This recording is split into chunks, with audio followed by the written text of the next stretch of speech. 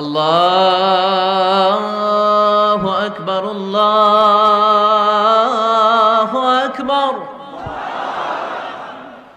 আল্লাহু আকবার, আল্লাহু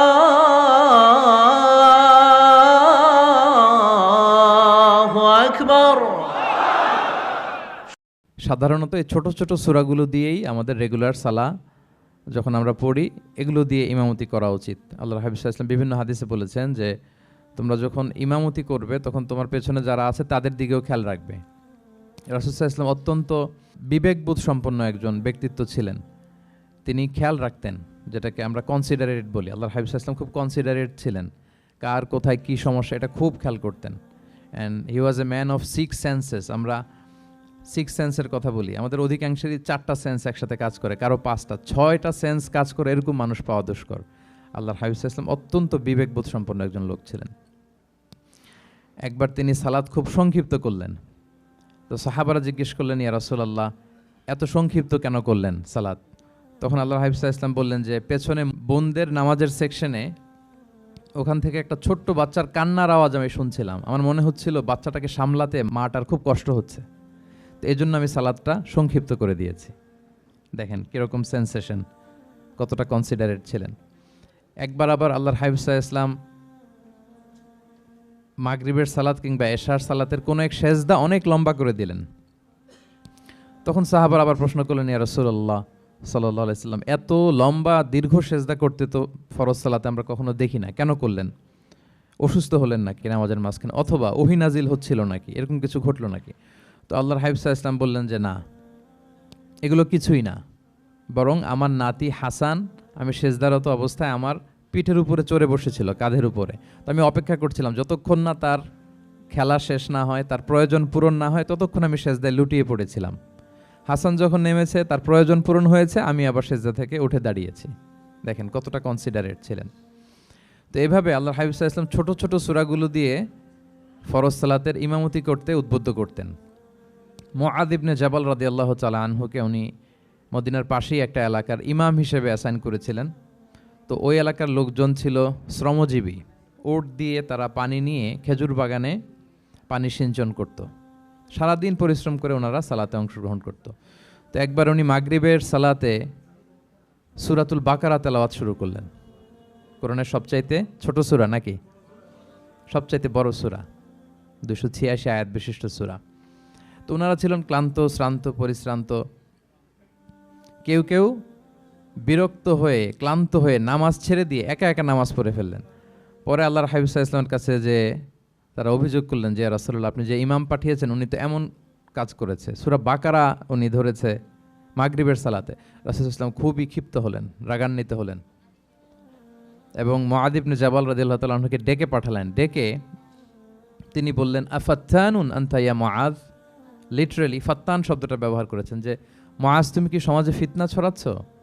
তোমাকে পাঠালাম ইমাম হিসেবে, সেখানে তালিম দিবে, তারবিয়া দিবে, ঐক্য ধরে রাখবে, তুমি কি ফিতনা ছড়াচ্ছ সমাজে? তুমি কি ওয়াদ-দুহা ওয়াল-লাইলি ইযা সাজা এরকম সূরাগুলো পারো না? সাব্বিহ ইসমা রাব্বিকাল আ'লা এগুলো তোমার মুখস্থ নাই? ওয়াশ-শামসি ওয়া-দুহাহা এগুলো তোমার জানা নেই? তুমি এত লম্বা সূরা কেন ধরলে মাগরিবের সালাতে?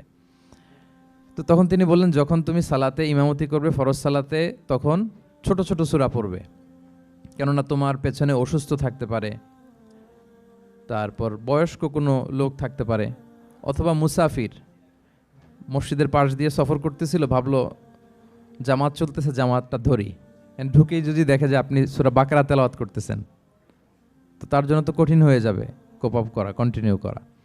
তো এই জন্য ছোটো ছোটো সূরাগুলো আল্লাহর হাবিব সাল্লাল্লাহু আলাইহি ওয়াসাল্লাম পড়তে আমাদেরকে উৎসাহিত করেছেন ফরজ সালাতের, যখন আমরা ইমামতি করব। তো এইরকম একটি সূরা হচ্ছে সূরাতুজ জিলজাল, যেটা আমাদের প্রায় সকলেরই মুখস্থ। তো আমরা আসুন প্রথমে আমরা সরল বঙ্গানুবাদ শুনি এই সূরাটার, তারপর এই সূরা থেকে কিছু রিফ্লেকশন আমরা শেয়ার করার চেষ্টা করব ইনশাআল্লাহ বিইذنিল্লাহ।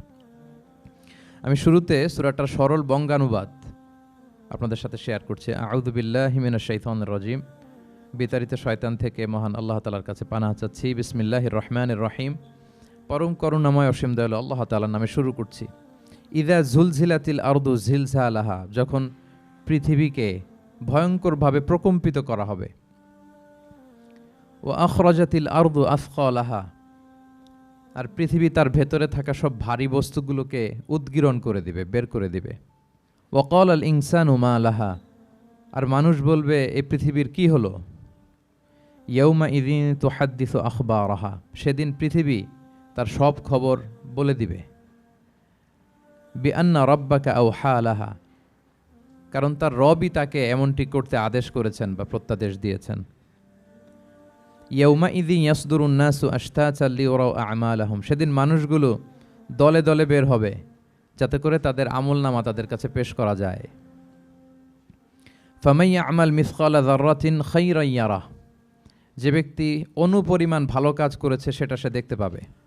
ওমান ইয়ামাল মিসকালা যাররাতিন শাররান ইয়ারাহ, আর যে ব্যক্তি অনুপরিমাণ মন্দ কাজ করেছে, কোনো খারাপ কাজ করেছে, সেটাও সেদিন দেখতে পাবে। সাদাকাল্লাহুল আযীম। এই হচ্ছে সূরাতুজ জিলজালের সংক্ষিপ্ত বঙ্গানুবাদ। এবার আসুন এই সূরা থেকে কিছু রিফ্লেকশন, কিছু তাফসির আমরা শেয়ার করি। প্রিয় ভাইয়েরা, এই সূরাটা নাজিলের একটা প্রেক্ষাপট আছে। সাহাবাদের মধ্যে একটা ধারণা জন্মেছিল যে আমরা যদি খুব ছোট ছোট ভালো কাজ করি এইটা বোধহয় সওয়াব হবে না, বা মিজানের পাল্লা এটা তেমন একটা রেকগনাইজ করা হবে না। অথবা অনেক সাহাবাদের মধ্যে এরকম ধারণা ছিল যে আমরা খুব সামান্য সামান্য ছোট খারাপ কাজ করলে এটার হয়তো এরকম পাপ হবে না বা শাস্তি হবে না। তো ওনাদের মনে যখন এরকম একটা ধারণা তৈরি হলো, তখন আল্লাহ তাআলা এই সূরাটা নাজিল করেছেন। বিশেষ করে এই সূরার শেষের 2 আয়াত, যেখানে আল্লাহ তাআলা বলছেন ফামান ইয়ামাল মিসকালা যাররাতিন খাইরান ইয়ারা, যে না, তোমরা ছোট্ট ভালো করলে সেটাও দেখতে পাবা সেদিন তোমাদের আমলনামাতে। ওমান ইয়ামাল মিসকালা যাররাতিন শাররান ইয়ারা, এবং ছোট্ট খারাপ কাজ করলে সেটাও তোমরা তোমাদের আমলনামায় দেখতে পাবে। তো সাহাবাদের এই চিন্তা, এই ধারণাটাকে ভুল প্রমাণ করবার জন্য, তারা যে ভুল ধারণা করছেন এটা বোঝাবার জন্য, জানাবার জন্যই আল্লাহ তাআলা বেসিকলি সূরাতুজ জিলজাল তিনি নাজিল করেন। এই সূরাটি কোরআনের ধারাক্রম অনুসারে 99তম সূরা। কোরআনের যে ধারাক্রম, সূরা ফাতিহা দিয়ে শুরু, তারপরে বাকারা, তারপর আলে ইমরান, সেই ধারাবাহিকতায় এটা কত নম্বর সূরা? 99 নম্বর সূরা। এবং সূরাটি মাদানী সূরা। কি সূরা? আমরা জানি কোরআনের সূরাগুলো 2 ভাগে বিভক্ত, কোনোটা মক্কায়, কোনোটা মদিনায় নাজিল হয়েছে। যেটা মক্কায় নাজিল হয়েছে সেটা মাক্কি, যেটা মদিনায় নাজিল হয়েছে সেটা মাদানী। তো জিলজাল হচ্ছে মাদানী সূরা। এই সূরার আয়াত সংখ্যা হচ্ছে 8। আয়াত সংখ্যা কত? 8। আল্লাহর হাবিব সাল্লাল্লাহু আলাইহি ওয়াসাল্লাম সূরাটাকে একটা কম্প্রিহেন্সিভ সূরা বলেছেন। জামে মানে সূরা, খুবই কম্প্রিহেন্সিভ। কম্প্রিহেন্সিভ মানে হচ্ছে ভেরি প্রিসাইজ ইন ওয়ার্ডিং, শব্দ কম, কথা কম, কিন্তু এটার আবেদন, এটার এক্সপ্লেনেশন অনেক বেশি, এরকম একটি সূরা। ছোট্ট অল্প কয়েকটি আয়াত দিয়ে সূরাটা আল্লাহ তাআলা নাজিল করেছেন, কিন্তু এটার আবেদন অনেক বেশি। এক বয়স্ক সাহাবী এসে আল্লাহর হাবিব সাল্লাল্লাহু আলাইহি ওয়াসাল্লামকে বলল, ইয়া রাসূলুল্লাহ, আপনি আমাকে কোরআনের একটা সূরা শিক্ষা দেন, কোন সূরা পড়ব? তো আল্লাহর হাবিব সাল্লাল্লাহু আলাইহি ওয়াসাল্লাম বললেন, যাওয়াতুর র, মানে আলিফ লাম র দিয়ে যে সূরাগুলো আছে এগুলো পড়ো। তো এই সাহাবী বলল, ইয়া রাসূলুল্লাহ, আমার বয়স বেশি, আমার জিহ্বা ভারী হয়ে গেছে, আমি এত বড় সূরা পারবো না, অন্য কিছু বলেন। তো আল্লাহর হাবিব সাল্লাল্লাহু আলাইহি ওয়াসাল্লাম বললেন, তাহলে যাওয়াতু হামিম, হামিম দিয়ে যে সূরাগুলো শুরু হয়েছে কোরআনে সেগুলো পড়ো। বলতেছে, ইয়া রাসূলুল্লাহ, এটাও পারবো না, আরো সহজ করে দেন।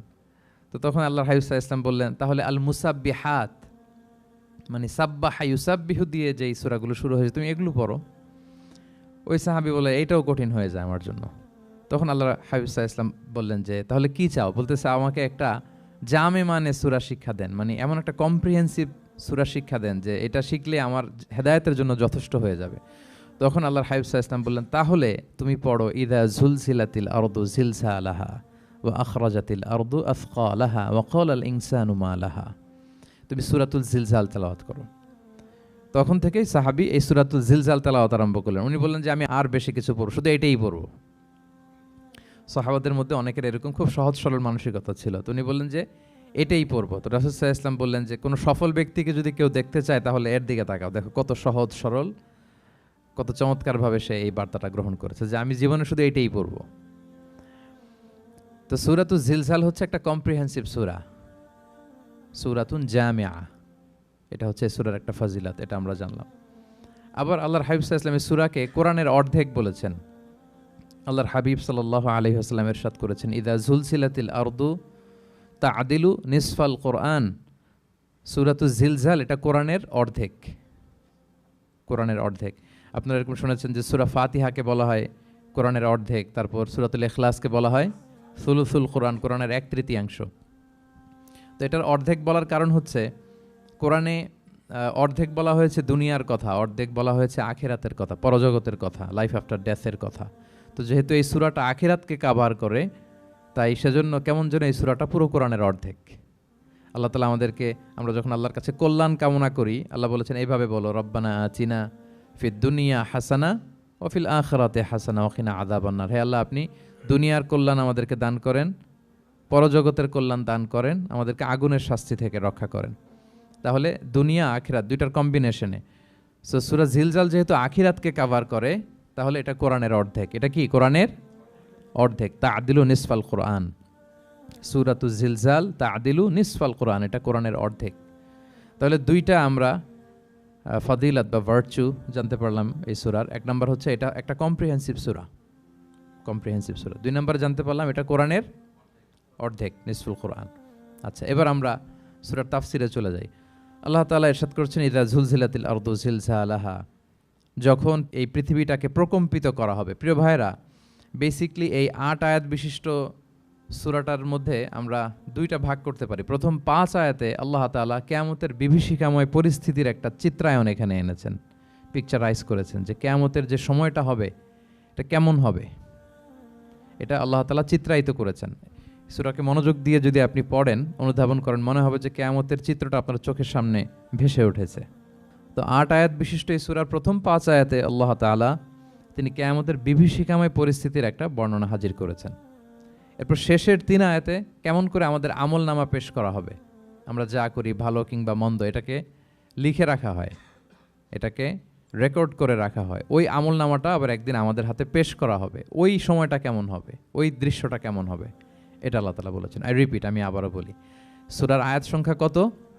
8।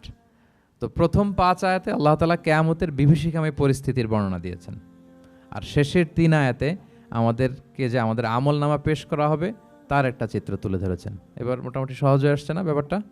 আচ্ছা, তো প্রথম 5 আয়াতে আল্লাহ তাআলা কিয়ামতের চিত্রায়িত কিভাবে কেমন করে করলেন, চিত্র হাজির করলেন। আল্লাহ বললেন যে ইযা যুলজিলাতিল আরদু জিলজালাহা, যখন পৃথিবীকে ভয়ঙ্করভাবে প্রকম্পিত করা হবে, পুরো পৃথিবীটাকে একটা ঝাঁকুনি দেয়া হবে। এই সূরার নামই হচ্ছে ঝাঁকুনি দেওয়ার সূরা, ঝাঁকুনি। ঝিলঝাল মানে হচ্ছে শেকিং, আর্থকোয়েক, ভূমিকম্প, ভূকম্পন। ভূমিকম্পের সাথে পরিচিত না সবাই? এক্সপিরিয়েন্স হয়েছে কারো ভূমিকম্প? নাকি ঘুমায় থাকার সময় হয়, সব সময় হয়েছে? হ্যাঁ, মাঝে মাঝে আমরা এক্সপিরিয়েন্স করি আর্থকোয়েক, ভূকম্পন, পৃথিবী কেঁপে ওঠে। এটা একটা ন্যাচারাল ফেনোমেনা। পৃথিবীর মাটির নিচে অনেক কিছু থাকে, এগুলো নড়ে চড়ে উঠলে পৃথিবীটাও কেঁপে ওঠে। নানা কারণে এই ভূকম্পনটা হয়। পৃথিবীর ভেতরে অনেকগুলো শিলার স্তর আছে। আমরা যেরকম মাটি দেখি, পুরো পৃথিবীটা জুড়েই কিন্তু এরকম মাটি নয়, অনেক শিলা আছে, রূপান্তরিত শিলা, পাললিক শিলা, আগ্নেয়গিরির শিলা। এই শিলাগুলোর মধ্যে ডিসপ্লেস হলে পৃথিবী কেঁপে ওঠে। আবার পৃথিবীর ভেতরে আগুন আছে, গ্যাস আছে, এই গ্যাসগুলো যখন মুভ করে তখন পৃথিবীর উপরে কেঁপে ওঠে। একটাকে হাইপোসেন্টার বলে, আরেকটাকে ইপোসেন্টার বলে। হাইপোসেন্টার মানে পৃথিবীর ভেতরের অংশটাকে বলে হাইপোসেন্টার, আর ভূপৃষ্ঠের এটাকে বলে ইপোসেন্টার। ওই হাইপোসেন্টারে যদি কোনো ঝড় হয়, উপরে এই প্রকম্পিত হয়। এটাকে আমরা ভূকম্পন বা ভূমিকম্প হিসেবে দেখি পৃথিবীতে। তো এই পৃথিবীতে অনেক বড় বড় ভূমিকম্প আমরা দেখেছি। জাপানে, আমার গত বছর একটা সফর ছিল জাপানে, তো ওই সকাল বিকেল ভূমিকম্প হয়। এখানে তো আমরা 6 মাস 1 বছর ভূমিকম্প দেখি, ওখানে সকালে বিকেলে একটু একটু করে কাঁপতেছে। এর কারণ হচ্ছে ওইটা এমন একটা এলাকায় পড়েছে, প্যাসিফিক ফায়ার রিংস বলে, একটা প্লেটের উপর, 7টা ট্যাকটনিক প্লেটের উপর আল্লাহ তাআলা পৃথিবীকে সেট করেছেন। ওই ট্যাকটনিক প্লেটগুলো যদি একটার সাথে একটা ঘর্ষণ হয়, অনেক এনার্জি রিডিউস করে, ওইখান থেকে পৃথিবীর উপরে এরকম ভাইব্রেশন শুরু হয়, এই প্রকম্পনটা শুরু হয়। তো জাপানের বিভিন্ন সময় আমরা বড় বড় ভূমিকম্পের কথা শুনেছি। ওদের কান্টো সিটি আছে একটা, অনেক বড় ভূমিকম্প হয়েছিল 1920 সালে, লাখখানেক লোক মারা গিয়েছে। আপনাদের সুনামির কথা মনে থাকবার কথা, সুনামির কথা মনে আছে? কত সালে? 2004 সালে। এই ভূমিকম্পে পুরো একটা মহাদেশ কেঁপে উঠেছিল, দ্য এন্টায়ার এশিয়া, পুরো এশিয়াটা কেঁপে উঠেছিল। এটাকে আন্ডারসি মেগাথার্স্ট আর্থকোয়েক বলে। এত ভয়ঙ্কর ভূমিকম্প হয়েছে যে পুরো, মাঝে মাঝে ভূমিকম্পে তো 1টা 2টা দেশ আক্রান্ত হয়, এটা পুরো একটা মহাদেশ কেঁপে উঠেছিল। ওই ভূমিকম্পের কারণে ইন্দোনেশিয়াতে প্রায় 2.5 লাখ লোক মারা গিয়েছে, 2.5 লক্ষ। বান্দা আছে সুমাত্রাতে, হাইতিতে একবার একটা ভূমিকম্প হয়েছে আর অনেক আগে, লক্ষ লক্ষ লোক মারা গিয়েছে। তো এই যে ভূমিকম্প এর নামে আল্লাহ তাআলা বেসিকলি এই সূরাটা দিয়েছেন। তবে পৃথিবীবাসী যেই ভূকম্পন এক্সপিরিয়েন্স করেছে, কিয়ামতের সময় যে ভূমিকম্প হবে ওটা কি ওই রকম হবে? হ্যাঁ, ওটা ভয়ঙ্কর ভূমিকম্প হবে, মারাত্মক ভূমিকম্প। আল্লাহ তাআলা বলছেন, ইয়া আইয়ুহান নাসু তাকু রাব্বাকুম ইন্না জালজালাতাস সাআতি শাইউন আযীম। হে মানুষেরা, তোমরা আল্লাহকে ভয় করো আর তোমরা জেনে রেখো কিয়ামতের যে ভূমিকম্পটা হবে সেটা শাইউন আযীম। আযীম শব্দটা আল্লাহ যে কোনো জায়গায় ব্যবহার করেন না, যেটা খুব ভয়ঙ্কর হয়, মাত্রাতিরিক্ত, লিমিট ছাড়িয়ে যায়, ওটার ক্ষেত্রে আল্লাহ তাআলা আযীম বলেন। আল্লাহর হাবিব সাল্লাল্লাহু আলাইহি ইসলামের আচরণ, ওনার ক্যারেক্টারিস্টিক্স বলতে যে আল্লাহ এই শব্দ ব্যবহার করেছেন, ওয়া ইন্নাকা লাআলা খুলুকিন আযীম। নবী হে, আপনি সুমহান চরিত্রের উপর প্রতিষ্ঠিত, মানে এই চরিত্রের মধ্যে দাগ ফেলতে পারে এরকম কেউ নেই। সো আযীম শব্দটা কোরআনের যত জায়গায় ব্যবহার করেছেন, আল্লাহ নিজের ক্ষেত্রে বলেছেন সূরা আয়াতুল কুরসির শেষে, ওয়া হুয়াল আলিয়ুল আযীম, তিনি হচ্ছেন আলী এবং আযীম, সুমহান। তো কিয়ামতের এই ভূকম্পনের ক্ষেত্রে আল্লাহ তাআলা এই আযীম শব্দটা ব্যবহার করেছেন, ইন্না জালজালাতাস সাআতি শাইউন আযীম। এটা মারাত্মক হবে সেদিনকার ভূমিকম্প, সাধারণ ভূমিকম্প নয়। ইযা রুজ্জাতিল আরদু রজ্জা ওয়া বুসাতিল জিবালু বাসসা, পুরো পৃথিবীটা একসাথে কেঁপে উঠবে, পাহাড়গুলো ভেঙে চুরে তছনছ হয়ে যাবে। এটা হবে বেসিকলি যখন ইসরাফিল আলাইহিস সালাম উনি ট্রাম্পিটে ফুৎকার দিবেন, হুইসেল দিবেন সিঙ্গার মধ্যে, নুফিখা ফিস সূর, সূরের মধ্যে যখন তিনি ফুৎকার দিবেন। আপনারা ইসরাফিল আলাইহিস সালামের একজন ফেরেশতা, ওনার নাম শুনেছেন না? হ্যাঁ, one of the major angels, major একজন ফেরেশতা। আল্লাহ তাআলা ওনাকে সৃষ্টিই করেছেন এই বিশাল হুইসেলে একটা ফুৎকার দেওয়ার জন্য, আর কোনো কাজ নাই, ওনার অ্যাসাইনমেন্ট এই একটাই। সৃষ্টির পর থেকে আজ অবধি বিশাল হুইসেলটা নিয়ে আল্লাহর আরশের দিকে তিনি তাকিয়ে আছেন, অপলক নেত্রে, পলকও ফেলেন না চোখের, যে কখন আল্লাহ তাআলা অর্ডার করবেন, করার সাথে সাথে ফুৎকার দিবেন তিনি, আবার না দেরি হয়ে যায়, আবার না আল্লাহর আদেশ পালনে কোনো গাফলতি হয়ে যায়। সৃষ্টির পর থেকে ওনার একটাই অ্যাসাইনমেন্ট, এই বিশাল সুর ট্রাম্পিট নিয়ে হুইসেল দেওয়ার জন্য আল্লাহর আরশের দিকে তাকিয়ে আছেন। যে মুহূর্তে আমরা এখন কথা শুনছি এখনও তাকিয়ে আছেন উনি। 3টা ফুৎকার দেওয়ার জন্য আল্লাহ তাআলা ওনাকে সৃষ্টি করেছেন। প্রথম ফুৎকারটাকে বলে নাফখাতুল ফাজা, যে ফুৎকারের সাথে সাথে মানুষগুলো তটস্থ হয়ে যাবে, পৃথিবীর মানুষ তটস্থ হয়ে যাবে। যখন তটস্থ হবে তখন কি অবস্থা হবে সেটাই আল্লাহ তাআলা এই সূরার প্রথম আয়াতে বললেন, যে ইদা জুলজিলাতিল আরদু জিলজালাহা, যখন পুরো পৃথিবীকে প্রকম্পিত করা হবে মারাত্মকভাবে। ইসরাফিল আলাইহিস সালাম প্রথম যে ফুৎকারটা দিবেন তখন পুরো পৃথিবী কেঁপে উঠবে, মারাত্মকভাবে কেঁপে উঠবে।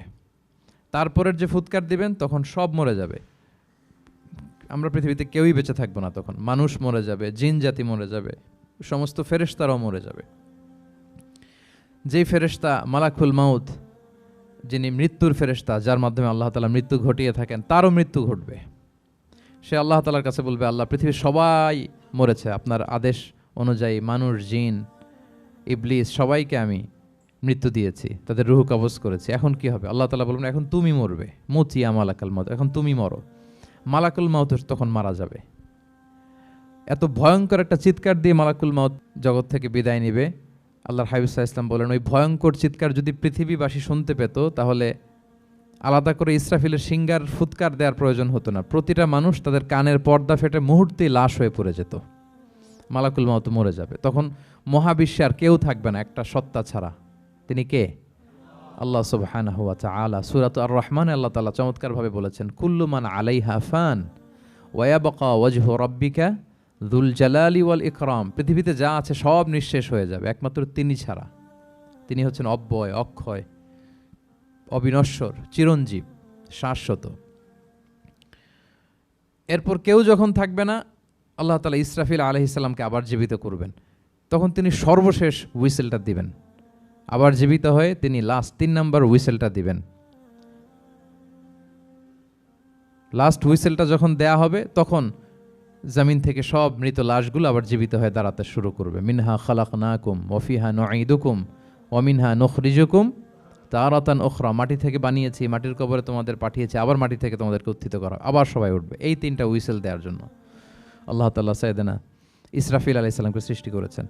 তো ওনার প্রথম হুইসেল দেওয়ার পরে কি অবস্থা হবে, কি রিয়াকশন হবে, ওইটা আল্লাহ তাআলা সূরাতুল জিলজালের প্রথম আয়াতে বললেন, ইযা জুলজিলাতিল আরদু জিলজালাহা, যখন পুরো পৃথিবীটা প্রকম্পিত হবে, মারাত্মকভাবে প্রকম্পিত হবে। ওয়া আখরাজাতিল আরদু আথকালাহা, আর যখন জমিন তার ভেতরে থাকা ভারী বস্তুগুলোকে উদ্গীরণ করে দেবে, বমি করে বের করে দেবে, ভমিটিং করবে বা নিক্ষেপ করবে। পৃথিবীর ভেতরে কি আছে? তাফসিরে এসেছে আল মাউথা ওয়াল কুনুজ, অর্থাৎ মৃত ডেড বডিগুলো, সেই আদম আলাইহিস সালামের সময় থেকে শুরু করে কিয়ামত পর্যন্ত পৃথিবী সব ডেড বডিগুলোকে ধারণ করে তার ভেতরে, তাই না? জীবিতদেরকে ভূপৃষ্ঠ উপরে ধারণ করে, আর মৃতদেরকে জমিন তার পেটের ভেতরে ধারণ করে। তো আখরাজাতিল আরদু আথকালাহা, জমিন ভারী বস্তুগুলোকে উদ্গীরণ করবে, তাহলে সব ডেড বডিগুলোকে তখন বের করে দিবে। আর কুনুজ যত আছে, মিনারেলস, যত খনিজ পদার্থ আছে পৃথিবীর ভেতরে, স্বর্ণ, যত মিনারেল আছে, ইউরেনিয়াম থেকে শুরু করে যত গ্যাস আছে, প্লাটিনাম আছে, যা আছে, আগুন, অগ্নিকুণ্ড, সব কিছু জমিন বের করে দিবে। মারাত্মক এক বিস্ফোরণের মধ্য দিয়ে জমিন সব কিছু উদ্গীরণ করে বের করে দিবে। তাহলে দেখেন, কিছুটা সামহাও আপনাদের সামনে চিত্রায়িত হচ্ছে না কিয়ামতটা কেমন হবে? যদি একটু কল্পনা করেন, যেভাবে আল্লাহ তাআলা বলছেন যে ইদা জুলজিলাতিল আরদু জিলজালাহা, পুরো পৃথিবীটা প্রকম্পিত হবে।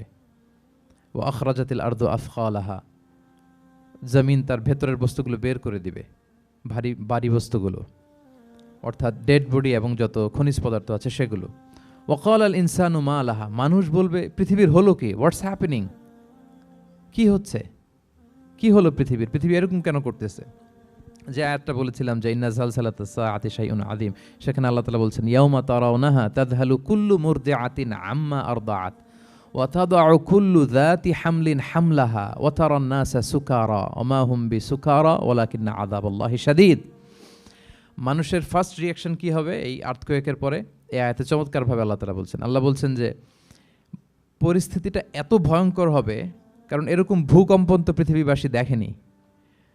এত মারাত্মক ভূমিকম্প হবে যে দুধ খাওয়াচ্ছে এরকম মা তার দুধের বাচ্চার কথা ভুলে যাবে। আল্লাহু আকবার। দেখেন এখানে উপমাটা কীরকম। সাধারণত দুধের বাচ্চার প্রতি মায়ের আলাদা একটা টেক কেয়ার থাকে, মানে তাকে রেখে এদিক সেদিক যায় না, গেলেও চোখে চোখে রাখে, বা কোথাও গেলেও অন্যকে বলা যায় তুমি একটু দেখো, কি এরকম করে না? দুধের বাচ্চা তো সে খুবই ছোট বাচ্চা, তার আলাদা কেয়ারের প্রয়োজন হয়, এক্সট্রা কেয়ারের প্রয়োজন হয়। তো দুধ খাওয়ায় ব্রেস্ট ফিডিং মাদার কখনো তার বাচ্চাকে চোখের আড়াল করতে দেয় না বা চায় না।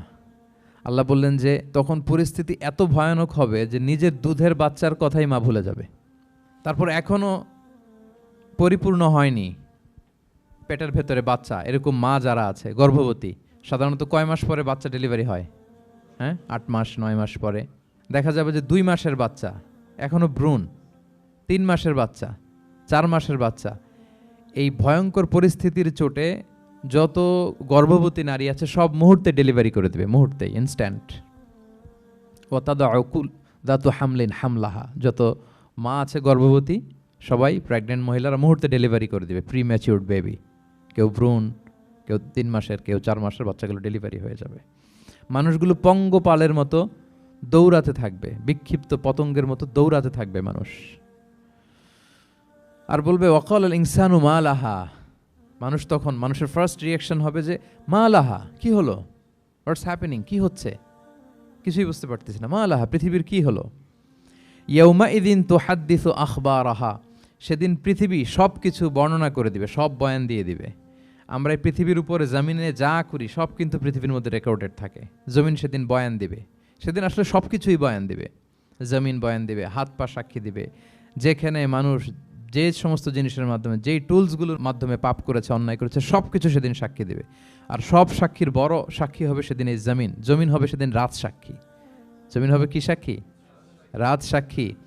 ইয়াউমা ইদিন তুহাদ্দিসু আখবারাহা, আল্লাহ জমিনকে বলবে এবার তুমি পাপের বয়ান দাও, রাত সাক্ষী হয়ে তুমি বয়ান দাও, কি কি ঘটেছে তোমার উপরে। কারণ আমরা যত পাপই করি না কেন, যত কাজই করি না কেন, সব জমিনের উপরই করি, তাই না? তো জমিন সেদিন বয়ান দিবে, সাক্ষী দিবে। ইয়াউমা ইদিন তুহাদ্দিসু আখবারাহা। জমিন কিভাবে সাক্ষী দিবে, জমিন কিভাবে কথা বলবে? আল্লাহ তাআলা বলছেন বিআন্না রাব্বাকা আওহা লাহা, কারণ তার রব জমিনকে সেদিন কি করেছে? আদেশ করেছে, প্রত্যাদেশ করেছে। আল্লাহ তাআলার আদেশে জমিন সেদিন কথা বলবার সুযোগ পাবে, সব বয়ান দিবে, কি কি হয়েছে জমিনের ভেতর, কি কি অন্যায় হয়েছে, কি কি পাপ হয়েছে, কি কি সংগঠিত হয়েছে, সব ধরে ধরে জমিন সেদিন বর্ণনা করবে। তাহলে প্রথম 5টা আয়াত আমরা বলে ফেললাম, যে প্রথম 5টা আয়াতে কিয়ামতের বিভীষিকামী পরিস্থিতির একটা পিকচারাইজেশন পাইছেন আপনারা? হ্যাঁ, ভয় লাগতেছে আপনাদের? ভয় লাগতেছে? সেদিনকার পরিস্থিতি কেমন হবে খুব সংক্ষিপ্ত পরিসরে একটা বর্ণনা আমাদের সামনে আসছে না? এই 5 আয়াতে চলে আসছে। কিন্তু ভয়ঙ্কর হবে সেই দিনটা, কেউ কাউকে চিনবে না। ইয়াউমা ইয়াফিরুল মারউ মিন আখিহি ওয়া উম্মিহি ওয়া আবিহি ওয়া সাহিবাতিহি ওয়া বানিহি লিকুল্লি ইমরিইম মিনহুম ইয়াউমা ইযিন শা'নুন ইউগনি। ভাই ভাইকে দেখে পালাবে, পরিচয় দিবে না। বন্ধু বন্ধুকে দেখে পালাবে। স্বামী স্ত্রীকে দেখে পালাবে। প্রিয়তমা স্ত্রীকে পরিচয় দিবে না। কলেজের টুকরা সন্তানকে পরিচয়, কেউ কাউকে চিনবে না। সবাই নাফসি নাফসি, সবাই নাফসি নাফসি। কোনো পোশাক ছাড়া বস্ত্রহীন হয়ে উঠবে। আম্মা জান আয়েশা রাদিয়াল্লাহু তাআলা আনহা বিষ্ণু ইসলামকে বলবেন, ইয়া রাসূলুল্লাহ, তাহলে মানুষ কি লজ্জিত হবে না বস্ত্রহীন অবস্থায় উঠলে? তখন রাসূল সাল্লাল্লাহু আলাইহি ওয়াসাল্লাম বললেন, লিকুল্লি ইমরিইম মিনহুম ইয়াউমা ইযিন শা'নুন ইউগনি। প্রত্যেকের এমন একটা ভয়ঙ্কর অবস্থা হবে যে তার গায়ে কাপড় আছে কি নাই, সে কীরকম অবস্থায় আছে এটাই সে ভুলে যাবে। মানে ওই টেন্ডেন্সিই তার থাকবে না। এত ভয়ঙ্কর হবে সেদিনটা। সেই ভয়ঙ্করতম দিনে আল্লাহ তাআলা আমাদেরকে হেফাজত করুক। আল্লাহর হাবিব সাল্লাল্লাহু আলাইহি ওয়াসাল্লাম বলেছেন, সে ভয়ঙ্করতম দিনে আল্লাহর সুশীতল আরশের নিচে 7 শ্রেণীর লোকজন ছায়া পাবে। ওই 7 শ্রেণীর অন্তর্ভুক্ত যেন আমরা হতে পারি, আল্লাহ তৌফিক দান করুক। সম্মানিত ভাইয়েরা, তাহলে সূরা জিলজালের 8 আয়াত বিশিষ্ট সূরার প্রথম 5 আয়াত আমরা কভার করলাম। আমরা বলেছি যে প্রথম 5 আয়াতে আল্লাহ তাআলা কিয়ামতের বিভীষিকামী পরিস্থিতির বর্ণনা দিয়েছেন, সেটা গেল। পরের 3 আয়াতে কি নিয়ে আলোচনা করা হয়েছে বলেন তো দেখি, মনে আছে কিনা? হ্যাঁ, আমল কিভাবে পেশ করা হবে, আমল নামা, সেটা নিয়ে আল্লাহ তাআলা বলেছেন। আল্লাহ তাআলা শুরু করছেন, আল্লাহ বলছেন যে ইয়াউমা ইযি ইয়াসদুরুন নাসু আশতাতা। সেদিন মানুষগুলো দলে দলে বের হবে, দলে দলে এসে বের হবে। কেন? লিউরাউ আমালাহুম, যাতে করে তাদের আমল নামা তাদেরকে দেখানো যায়। তার মানে কি করেছি সেদিন আমল নামা আমরা দেখব। ইয়াউমা ইযি ইয়াসদুরুন নাসু আশতাতাল লিউরাউ আমালাহুম, যাতে করে তাদের আমল নামা তাদেরকে দেখানো যায়। তার মানে সেদিন আমরা আমাদের আমল নামা দেখব, কি করেছি না করেছি সব সেদিন সে আমল নামায় থাকবে। তো আমল নামাটা 2 ভাবে দেয়া হবে। হাদিসে এসেছে, কোরআনের আয়াতও এসেছে। নেককার লোকদের আমল নামা ডান হাতে দেয়া হবে, সামনের দিক থেকে। আর পাপাচারী, সীমা লঙ্ঘনকারী, জালিমদের আমল নামা পেছন থেকে বাঁ হাতে দেয়া হবে, পেছন থেকে এনে বাঁ হাতে। আর নেককারদের সামনে থেকে ডান হাতে। আল্লাহ তাআলা যেন আমাদেরকে ডান হাতে আমল নামা দান করেন। এই কথাটা আল্লাহ চমৎকার ভাবে বলছেন, ফাআম্মা মান উতিয়া কিতাবাহু বিয়ামিনিহি ফাসাউফা ইউহাসাবু হিসাবান ইয়াসিরা। সেদিন আল্লাহ তাআলা যাকে ডান হাতে আমলনামা দিবে তার হিসাবটা সহজ হবে। আল্লাহর হাবিব সাল্লাল্লাহু আলাইহি ওয়াসাল্লাম সব সময় এই দোয়াটা করতেন, আল্লাহুম্মা হাসিবিনা হিসাবান ইয়াসিরা। হে আল্লাহ, আপনি আমার হিসাবটাকে সহজ করেন। হে আল্লাহ, আপনি আমার হিসাবটাকে সহজ করেন। এই দোয়াটা আপনারাও পড়বেন, আল্লাহুম্মা হাসিবিনা হিসাবান ইয়াসিরা। দেখেন, আল্লাহর হাবিব সাল্লাল্লাহু আলাইহি ওয়াসাল্লামের ব্যাপারে বলা হয়েছে গুফিরা লাহু মা তাকাদ্দামা মিন যামবিহি ওয়া মা তাআখার। আল্লাহর হাবিব সাল্লাল্লাহু আলাইহি ওয়াসাল্লামের আগের পরের সব গুনাহ মাফ। আদতে তো গুনাহই নাই, নিষ্পাপ ছিলেন তিনি, মাসুম। নবীরা হচ্ছেন মাসুম। তারপরেও আল্লাহর হাবিব সাল্লাল্লাহু আলাইহি ওয়াসাল্লাম এই দোয়াটা করতেন, আল্লাহুম্মা হাসিবিনা হিসাবান ইয়াসিরা। এরপরও তিনি এই দোয়াটা সবসময় করতেন। তাহাজ্জুদের সালাতে দাঁড়িয়ে থাকতে থাকতে ওনার পা ফুলে যেত। সিজদায় যে কাঁদতে কাঁদতে জামা ভিজিয়ে ফেলতেন, হাত্তা বাল্লা লিহিয়াতাহু, দাড়ি ভিজিয়ে ফেলতেন, হাত্তা বাল্লা হাজারাহু, জামা ভিজিয়ে ফেলতেন, হাত্তা বাল্লাল আরদা, সিজদায় পরে কাঁদতে কাঁদতে জমিন ভিজিয়ে ফেলতেন। তো আম্মা জান আয়েশা রাদিয়াল্লাহু তাআলা আনহা বলতেন, ইয়া রাসূলুল্লাহ, এত কষ্ট কেন করেন? আপনার পা ফুলে যায়, কাঁদতে কাঁদতে আপনি হয়রান হয়ে যান। আল্লাহ তো বলেছেন যে আপনার আগের পরের সব গুনাহ মাফ। আল্লাহর হাবিব সাল্লাল্লাহু আলাইহি ওয়াসাল্লাম বলতেন, আফালা উহিব্বু আন আকুনা আবদান শাকুরা। হে আয়েশা, আমি কি শুকরগুজার বান্দা হতে পছন্দ করব না? আল্লাহ তাআলা আমাকে ক্ষমা করেছেন, আমাকে স্পেশাল স্ট্যাটাস দিয়েছেন। এই যে আল্লাহ তাআলার বিশেষ অনুগ্রহ, এটার শুকরিয়া স্বরূপ আমি কি তার কাছে নিজেকে পেশ করব না? তো দেখেন, আল্লাহর হাবিব সাল্লাল্লাহু আলাইহি ওয়াসাল্লাম, যার কোনো গুনাহ নাই, তিনিও দোয়া করতেন, আল্লাহ আমার হিসাবটা সহজ করো। সেদিন যার হিসাব সহজ হবে তার জন্য সব কিছু মিলে যাবে, তার মুক্তি। আর যদি আল্লাহ হিসাব কঠিন করে, হাদিসে এসেছে, আল্লাহ যদি কাউকে জিজ্ঞেস করে, মান নুকিশা উযযিবা। নুকিশা এসেছে নিকাশ থেকে। আমরা বাংলা একটা কথা বলি না, হিসাব নিকাশ। নিকাশ বলেন আপনারা? নিকাশ, হিসাব নিকাশ বলেন। নিকাশটা আরবি শব্দ। মান নুকিশা উযযিবা, যার নিকাশ নেওয়া হবে, হিসাব নিকাশ নেওয়া হবে, উযযিবা, তাকে আল্লাহ শাস্তি দেবে। যদি বলে এটা করলা কেন, ওখানে গেলা কেন, এটাতে জড়িত হইলা কেন, এই কেন কেনর প্রশ্নবাণে যদি আল্লাহ তাআলা আমাদের জর্জরিত করেন তাহলে অবস্থা খারাপ। আল্লাহ আমাদেরকে হেফাজত করুক। আর যাকে আল্লাহ তাআলা অনুগ্রহ করবেন, অনেককে আল্লাহ তাআলা এইভাবে অনুগ্রহ করবেন, আল্লাহ বলবেন তুমি যে এই পাপটা করছিলা মনে আছে? তখন বান্দা বলবে আল্লাহ মনে আছে, আমি স্বীকৃতি দিচ্ছি, অ্যাকনোলেজ করছি, আল্লাহ আমি পাপী, আল্লাহ আমি ভুল করে ফেলেছি। আল্লাহ বলবে এটা দুনিয়ার কেউ জানে না, আজকে আমিও জানাবো না কাউকে, যাও তুমি আমার এই ডান হাতের নিচ দিয়ে জান্নাতের ভেতরে ঢুকে যাও। আল্লাহুম্মা জাআলনা মিনহুম, আল্লাহুম্মা জাআলনা মিনহুম, আল্লাহুম্মা জাআলনা মিনহুম ইয়া রাব। আল্লাহ তুমি আমাদেরকে তাদের অন্তর্ভুক্ত করো, আমরা পড়ি আমিন। আল্লাহর হাবিব সাল্লাল্লাহু আলাইহি ওয়াসাল্লাম বলতেন আল্লাহুম্মা হাসিবিনা হিসাবান ইয়াসিরা, আল্লাহ আপনি আমাদের হিসাবকে সহজ করুন। ফাআম্মা মান উতিয়া কিতাবাহু বিয়ামিনিহি, তাহলে হিসাব সহজ হবে কাদের? যাদেরকে আল্লাহ কোন হাতে আমলনামা দিয়েছেন? ডান হাতে। ফাসাউফা ইউহাসাবু হিসাবান ইয়াসিরা, তাদেরকে সহজভাবে হিসাব নেওয়া হবে। ওয়ায়ানকালিবু ইলা আহলিহি মাসরুরা, তারা তাদের পরিবারের সাথে খুব আনন্দ উৎফুল্লতার সাথে মিলিত হবে। আর ওয়া আম্মা মান উতিয়া কিতাবাহু ওয়ারাআ যাহরি, আর যাদেরকে পেছন থেকে আমলনামা দেয়া হবে বা হাতে, ফাসাউফা ইয়াদউ সুবুরা, তারা মৃত্যু কামনা করবে, সেদিন মৃত্যু, ধ্বংস কামনা করবে, তারা নিজেদের ধ্বংস। ওয়ায়াসলা সাঈরা, আর তারাই জাহান্নামে অন্তর্ভুক্ত হবে, জাহান্নামে তারাই প্রবেশ করবে। বলে আয়াযু বিল্লাহ, নাউযু বিল্লাহ, আল্লাহ আমাদেরকে তুমি হেফাজত করো। তাহলে আমলনামার পর্বটা কেমন হবে? আল্লাহ বলছেন ইয়াউমা ইযি ইয়াসদুরুন নাসু আশতাত, দলে দলে মানুষ উঠবে, কবর থেকে আসবে, লিউরাউ আমালাহুম, যাতে করে তাদের আমলনামা তাদেরকে দেখানো হয়। আর আমলনামা কারো আসবে সামনে থেকে ডান হাতে, কারো আসবে, আমরা যেন ডান হাতে পাই নাকি? এই ফরিয়াদ, এই প্রার্থনা আমরা আল্লাহর কাছে করি। এবার আমলনামা পেয়ে গেলাম আমরা সবাই হাতে, এবার আল্লাহ তাআলা আমাদেরকে বলবেন তোমরাই একটু পড়ো তোমাদের আমলনামা। ইকরা ইকরা কিতাবাকা কাফা বিনাফসিকা আল-ইয়াউমা আলাইকা হাসিবা, পড়ো তোমার আমলনামা, হিসেবের জন্য তুমিই যথেষ্ট আজকে। ধরেন আজকে আপনার গণিত পরীক্ষা গেছে, ধরেন অঙ্ক পরীক্ষার পরে যার খুব কনফিডেন্স ভালো, ভালো গণিত জানে, সে আসলে আগে থেকেই জানে যে আমি 100তে 100, তার একটা নিজের হিসেব নিকেশ আছে না নাকি? হ্যাঁ। আর ধরেন যে যার গণিত মিলে নাই, পরীক্ষা ভালো হয় নাই, যে হচ্ছে খুব খারাপ ছাত্র, একেবারে লাড্ডু গুড্ডু মেরে আসছে, ও নিজেও জানে এটার ফল প্রকাশের জন্য এত ওয়েট করা লাগে না, তার একটা হিসাব নিকেশ আগে থেকে জানা আছে যে আমার দিয়ে তো কিছু হবে না, আমার অন্য চিন্তা করতে হবে। ফলাফল রেজাল্ট আসে নাই, কিন্তু সে নিজেও জানে যে সে 00 পাবে। আর যে গণিতে খুব ভালো, হ্যাঁ, সব তার গণিত মিলে গেছে, রেজাল্টের আগে থেকেই সে জানে যে আমার 100 থেকে 100 কেউ এটা থামাতে পারবে না। তো আমরা আসলে কে কি করেছি, আমাদের কি আমলনামা, সেদিন তো আমরা পাবো, কিন্তু তার আগে আমাদের নিজেদেরও একটা বন্দোবস্ত, হিসেব নিকেশ, বোঝাপড়া আছে না নাই বলেন? আমরা জানি আমরা কে কি করেছি আমরা জানি। আল্লাহ নিজেদেরকে তখন দায়িত্ব দিয়ে বলবেন ইকরা কিতাবাকা কাফা বিনাফসিকা আল-ইয়াউমা আলাইকা হাসিবা, পড়ো তোমার আমলনামা, ইকরা, পড়ো। এবার তুমি মার্কিং করো, তোমাকে আমি মার্কিং করার আগে তুমি একটু করো, দেখি তুমি কি করেছো, তুমি একটু মার্কিং করো।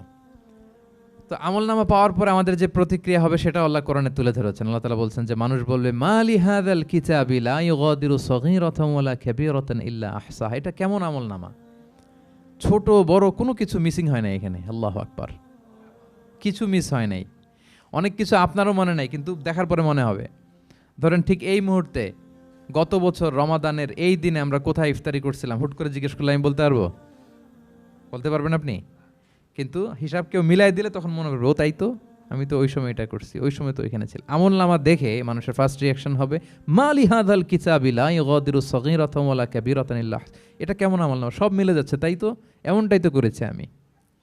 সগীরাতান ওয়ালা কাবীরা, ছোট বড় তুচ্ছ নগণ্য সব আল্লাহ তাআলা তুলে ধরেছেন সেখানে, সব আমলনামায় তুলে ধরেছেন। মুমিনরা তো আমলনামা পেয়ে মহা খুশি, তাদের চেহারা হবে সেদিন উজ্জ্বল, প্রফুল্ল, প্রস্ফুটিত। উজুহু ইয়াউমা ইযিম মুসফিরা দাহিকাতুম মুস্তাবশিরা, উজ্জ্বল থাকবে তাদের চেহারা। আর আরেক দলের চেহারা, যাদের আমলনামা বা হাতে দেয়া হয়েছে, তারা চিৎকার করবে, তারা নিজেদের ধ্বংস কামনা করবে, মৃত্যু কামনা করবে, তারা বাঁচার জন্য মুমিনদের কাতারে ঢুকে যেতে চাইবে। আল্লাহ তাআলা বলবেন না, আজকে ঢোকার সুযোগ নাই। ওয়ামতাজুল ইয়াউমা আইয়ুহাল মুজরিমুন, পাপীদেরকে আজকে আলাদা করে ফেলো। সীমাহুম ফি উজুহিহিম মিন আসারিস সুজুদ, তাদের চেহারার মধ্যে সিজদার দাগ দেখে ফেরেশতারা জান্নাতীদেরকে আলাদা করবেন, জাহান্নামীদেরকে আলাদা করবেন। এবার যখন বলা হবে আমলনামা পড়ো, তোমাদের কোনো মন্তব্য আছে কিনা, তারা অস্বীকার করবে। শুরুতে বাঁচার জন্য কি করবে? দুনিয়াতে যেরকম হয়, সুপ্রিম কোর্টে দাঁড়িয়ে, কাঠগড়ায় দাঁড়িয়ে যেটা করে মানুষ, বাঁচার সর্বশেষ চেষ্টাটা করে, অস্বীকার করে, মিথ্যা বলে, বলে না? সেদিনও মানুষ অস্বীকার করবে। তারা বলবে আল্লাহ এটা আমি করি নাই। কি বলবে? করি নাই। তা আল্লাহ তাআলা কি প্রমাণ করে দিতে পারবেন যে তারাই এটা করেছে? হ্যাঁ, এত এত ফ্যাক্টর অথেন্টিকেশন আল্লাহর কাছে থাকবে যে মানুষ অবাক হয়ে যাবে। আমরা যে মোবাইলে 3 ফ্যাক্টর 4 ফ্যাক্টর অথেন্টিকেশন দেই না, হ্যাঁ, আল্লাহর কাছে এরকম অনেকগুলো ফ্যাক্টর অথেন্টিকেশন থাকবে। আল্লাহ তাআলা প্রমাণ করে ছাড়বেন যেটা তুমিই করেছো। আল্লাহ তাআলা বলবেন এই আমলনামা যদি বিশ্বাস না হয়, আমার কিরামান কাতিবিনের কাছে একটা ব্যাকআপ ফাইল আছে, ওটার সাথে মিলাবো। কিরামান কাতিবিনা ইয়ালামুনা মা তাফআলুন, তোমরা যা করেছো সব তারা জানে, সব লিখে রেখেছে। কিরামান কাতিবিনের ব্যাকআপ ফাইল আনার পরে দেখা যাবে যে আমলনামা হুবহু একেবারে পাই টু পাই মিলে গিয়েছে। তারপরও তারা অস্বীকার করবে, বলবে যে আল্লাহ আমরা করি নাই, তোমার ফেরেশতারা ভুল করে লিখছে। এরকম নানা ধরনের অজুহাত, নানা ধরনের মিথ্যাচার তারা করতে চাইবে। আল্লাহ তাআলা তখন বলবেন যে ওয়াকুল্লা ইনসানিন আলজামনাহু তাইরাহু ফি উনুকিহি ওয়া নুখরিজু লাহু ইয়াউমাল কিয়ামাতি কিতাবান ইয়ালকাহু মানশুরা। আমাদের এই যে গ্রীবা লগ্নে আমরা যা করি সব কিছুর একটা ব্যাকআপ ফাইল আছে এখানে। সেদিন আল্লাহ তাআলা সেখান থেকে বের করবেন আমাদের আমলনামা। আল্লাহু আকবার। এই যে আমরা যা বলি এখানে রেকর্ড হয়ে যায়, এই জায়গাটাতে, এই গলার এইখানটাতে আল্লাহ রেকর্ড করে রাখেন। এবং সেদিন এখান থেকে আল্লাহ তাআলা একটা প্রিন্ট আউট বের করে দেখাবেন যে এই দেখো তোমার আমলনামা, কিরামান কাতিবিনের আমলনামা ব্যাকআপ ফাইল, এই যে তোমার এখানে গ্রীবালগ্নে আমি যেটা রেখেছি সেভ করে, এটাও মিলে যাচ্ছে। এরপরও মানুষ অনেকে বিশ্বাস করবে না। ফিঙ্গারপ্রিন্ট দিয়ে আল্লাহ তাআলা মিলাবেন। দুনিয়াতে আমরা বায়োমেট্রিক অথেন্টিকেশন করি না, এটা আয়াহসাবুল ইনসানু আল্লাহ নাজমা ইযামা বালা কাদিরিনা আলা আন নুসাউইয়া বানানা। কারো ফিঙ্গারপ্রিন্টের সাথে কারোটা মিলে না, অস্বীকার করার কোনো সুযোগ থাকবে? এরপরেও অনেকে বিশ্বাস করবে না, এরপরও অনেকে মানতে চাইবে না। আল্লাহ তাআলা আজবুজ জানাব থেকে আরেকটা কপি বের করবেন। আমাদের প্রত্যেকের ব্যাকবোনের নিচে কক্সিক্স আছে, ট্রায়াঙ্গেল, ছোট্ট একটা হাড্ডির কণা, আমাদের যে শিরদাঁড়ার একেবারে নিচে, এটাকে হাদিসের ভাষায় বলে আজবুজ জানাব। ইন্নাফিল ইনসানি আযমান, মানুষের দেহে একটা ছোট্ট হাড্ডি কণিকা আছে, লা তাআকুলুহুল আরদু আবাদা, জমিন কখনো ওই হাড্ডি কণিকা খেতে পারে না। ওয়া মিনহা ইউরাক্কাবুল খালকু ইয়াউমাল কিয়ামা, কিয়ামতের দিন সেখান থেকে সৃষ্টিকে আবার তোলা হবে। সেটার সাথে আল্লাহ তাআলা মিলাবেন, সেখান থেকেও প্রমাণিত হবে। এরপর আল্লাহ তাআলা ভিডিও রেকর্ড দেখাবেন। ওয়াকুল্লা শাইইন আহসাইনাহু ফি ইমামিম মুবিন নামক ভিডিও রেকর্ডার দিয়ে তখন আপনি সরাসরি দেখবেন যে এই তো আপনি ওই জায়গায় গিয়েছেন, এই তো আপনি পাপ কাজ করেছেন, এই তো আপনি অন্যায় কাজ করেছেন, এই তো আপনি জুলুম করেছেন, এই তো সীমালঙ্ঘন করেছেন, সব কিছু আপনি একেবারে ভিজুয়াল প্রেজেন্টেশন, আর অস্বীকার করার কোনো সুযোগ থাকবে না। তারপরেও যারা অস্বীকার করবে যে আল্লাহ আমি করি নাই, আল্লাহ বলেন আলিয়াউমা নাখতিমু আলা আফওয়াহিহিম ওয়া তুকাল্লিমুনা আইদিহিম ওয়া তাশহাদু আরজুলুহুম বিমা কানু ইয়াকসিবুন। সেদিন তার মুখকে আমি সিলগালা করে দেব, আর সুযোগ দেওয়া হবে না। অনেক অস্বীকার করেছ, তার হাত সাক্ষী দিবে, তার পা সাক্ষী দিবে। সেদিন আল্লাহ তাআলা প্রমাণ করেই ছাড়বেন যে এই পাপ তুমি করেছো। তাহলে আমলনামা কিভাবে আল্লাহ দিবেন? আল্লাহ বলেন ইয়াউমা ইযি ইয়াসদুরুন নাসু আশতাতা, দলে দলে আসবে, লিউরাউ আমালাহুম, যাতে করে তাদেরকে আমলনামা দেখানো হয়। ফামান ইয়ামাল মিসকালা যাররাতিন খাইরান ইয়ারা, অনুপরিমাণ ভালো করেছো তো সেটা তুমি দেখতে পাবে, অনুপরিমাণ খারাপ করেছো তো সেটাও তুমি দেখতে পাবে। যাররা মানে হচ্ছে অণু, অ্যাটম, বস্তুর ক্ষুদ্রতম একক, একেবারে অণুর কথা আল্লাহ তাআলা বলেন যে একেবারে ছোট্ট কাজ সেটাও তুমি দেখতে পাবে, ছোট্ট খারাপ কাজ সেটাও দেখতে পাবে। আমরা অনেক সময় ছোটোখাটো জিনিসগুলোকে গুরুত্ব দেই না। আল্লাহর হাবিব সাল্লাল্লাহু আলাইহি ওয়াসাল্লাম বলেছেন ওয়ালা তাহকিরান্না মিনাল মা'রুফি শাইআ ওয়ালাউ আন তালকা আখাকা বিওয়াজহিন তালিক।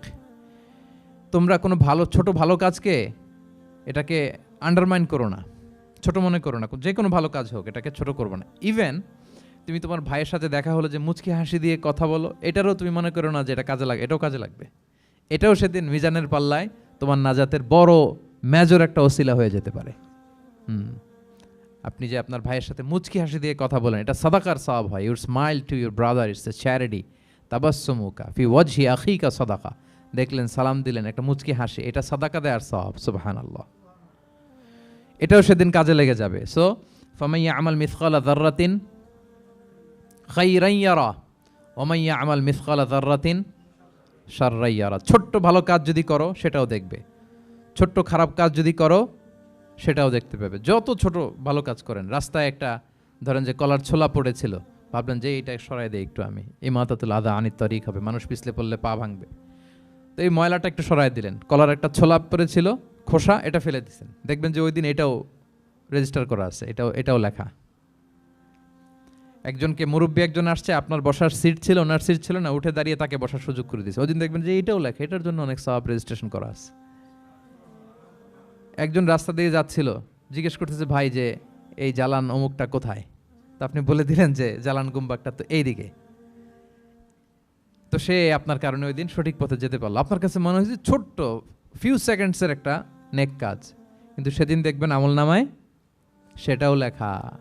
আবার এরকম ছোট্ট ফামাইয়া আমাল মিসকালা যাররাতিন শার, ছোট্ট আপনি একটা গালি দিয়েছেন কাউকে, কারোর ব্যাপারে, এর ব্যাপারে ওর কাছে যে কান ভারী করছেন, ফেসবুকে একটা বাজে কমেন্ট করে দিয়েছেন, দেখার কেউ নাই, ধরার কেউ নাই, দিলাম একটা গালি, দেখবেন যে ওই দিন সব একেবারে ক্ষুদ্র থেকে ক্ষুদ্রতর অনুপরিমাণ খারাপ কাজ, ভালো কাজ সব সেদিন আমলনামায় তুলে রাখবে কে?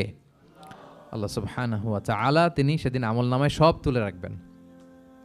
সো আমরা কোনো ভালো কাজকে যেন তুচ্ছ মনে না করি, কোনো খারাপ কাজের সাথে যেন জড়িত না হয়, যত ছোট হোক। শয়তানের ওয়াসওয়াসায়, প্রবৃত্তির ধোকায় পড়ে, নফসের ধোকায় পড়ে কখনোই যেন পাপের কাজে আমরা পা না বাড়াই, এবং প্রত্যেকটা পাপকেই যেন আমরা ভয়ঙ্কর মনে করি যে না, এটা আমার জন্য কাল হয়ে দাঁড়াতে পারে। আর প্রতিটা ভালো কাজ করার ক্ষেত্রে যেন আমরা প্রতিযোগিতা করি, আর এই মাইন্ডসেট যেন থাকে যে না, এটা আমাকে বাঁচাতে পারে সেদিন। কি বলেন, ঠিক কিনা? তাহলে আল্লাহ তাআলা শেষ করলেন ফামাইয়া আমাল মিসকালা যাররাতিন খাইরান ইয়ারা। প্যাস লেগে যায় না? লেগে যায়, স্বাভাবিক। আগে খাইরান, পরে শাররান। অনুপরিমাণ ভালো করলে সেটাও সে সেদিন কি পাবে, অনুপরিমাণ খারাপ করলেও পাবে। দেখেন, এটা একটা আশা জায়গা নিয়ে আসলে আমাদের কিন্তু হোপফুল করে, তাই না? আমরা অনেক সময় এমন হয় যে ভালো কাজ করছি, কেউ দেখে নাই। হ্যাঁ, আপনি এই আয়াতটা খেয়াল করবেন যে না, কেউ দেখে নাই, কিন্তু দেখেছে কে? আল্লাহ দেখেছেন, উনি দেখলেই চলবে, আমার আমল নামা এটা ঠিকই থাকবে।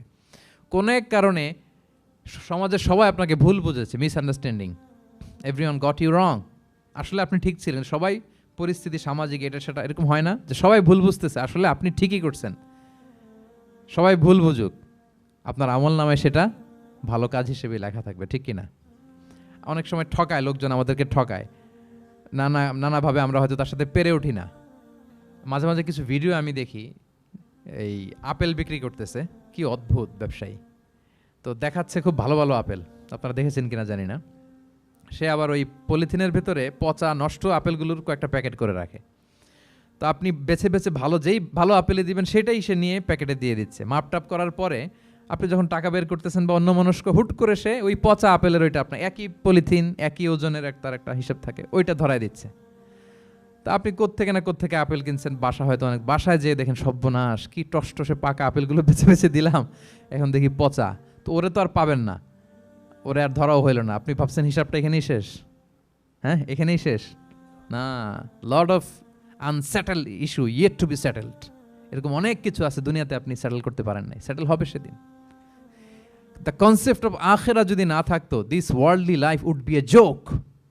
আখেরা বলে যদি কিছু না থাকতো, এই পৃথিবীটা আসলে একটা জোক ছিল, জোক। কেটে টুকরা টুকরা করে বস্তাবন্দি করে ফেলে রাখছে ডোবার মধ্যে, কেউ দেখে নাই, হদিস নাই, এটা সাক্ষীও পাওয়া, বিচারও হচ্ছে না। আর বিচারের যে দীর্ঘসূত্রিতা, আপনি ভাবছেন শেষ, এখানেই শেষ? Not that easy brother. একদিনে ঋণ তাকে শোধ করতে হবে। ফামাইয়া আমাল মিসকালা যাররাতিন খাইরান ইয়ারা ওয়া মাইয়া আমাল মিসকালা যাররাতিন শাররান ইয়ারা। ছোট্ট ছোট্ট ভালো যেখানে আল্লাহ লিখে রাখবেন, এই বড় বড় লোক ঠকানো, জুলুম, অপরাধ, এগুলোর বিচার হবে না একদিন? বলেন, বিচার হবে। তাহলে কনসেপ্ট অফ আখেরা, এটা আমাদেরকে আশাবাদী করে। এই যে আমরা কেউ দাদা হারিয়েছি, বাবা হারিয়েছি, আমরা বিশ্বাসীরা আমরা হতাশ হই না, আমরা বিশ্বাস করি আমি তো আমার বাবাকে পাচ্ছি ওইখানে। তো ক্ষণিকের একটা সময়, দুনিয়ার জীবনটা কি ক্ষণিকের। দিস দুনিয়া কম্পেয়ার টু আখেরা ইজ নাথিং, অ্যাবসলিউটলি নাথিং। আখেরাতের তুলনায় এটা তো কিছুই না। আমার দাদাকে পাবো, বাবাকে পাবো, তার মানে আখেরা, কনসেপ্ট অফ আখেরা আমাদেরকে হোপফুল করে, আশাবাদী করে। দুনিয়াতে আমাকে ভুল বুঝেছে, মানুষ ঠকিয়েছে, আমি অনেক কিছুর বিচার পাই না, আমি সেদিন পাবো। তো আপনাকে হোপফুল করছে না, এটা আশাবাদী করছে না? আখেরাত আমাদেরকে কি করে? আশাবাদী করে। যত জুলুম, অত্যাচার, যেগুলোর বিচার এই দুনিয়াতে হয় নাই, সেদিন সে বিচারটা হবে। ফামাইয়া আমাল মিসকালা যাররাতিন খাইরান ইয়ারা ওয়া মাইয়া আমাল মিসকালা যাররাতিন শাররান ইয়ারা। প্রিয় ভাইরা, তাহলে পেয়েছেন সূরাতুল জিলজালের আলোকে কিয়ামতের বিভীষিকাময় চিত্র এবং কেমন করে আমলনামা আমাদের সামনে পেশ করা হবে আপনাদের কাছে ক্লিয়ার হয়েছে? আল্লাহ তাআলা আমাদের সবাইকে ডান হাতে আমলনামা দিয়ে ধন্য করুক। আমরা যত নেক কাজ করেছি, ভালো কাজ করেছি, সবগুলোর বদলা, প্রতিদান, রিওয়ার্ড যেন আমরা সেদিন পাই। আল্লাহ তৌফিক দান করুক। আল্লাহ আমাদেরকে কোনো হিসাব ছাড়া বিনা হিসাবে জান্নাতে হিসেবে কবুল করুক। আল্লাহ তাআলা আমাদের সবাইকে কথাগুলো বোঝার ও আমল করার তৌফিক দান করুক।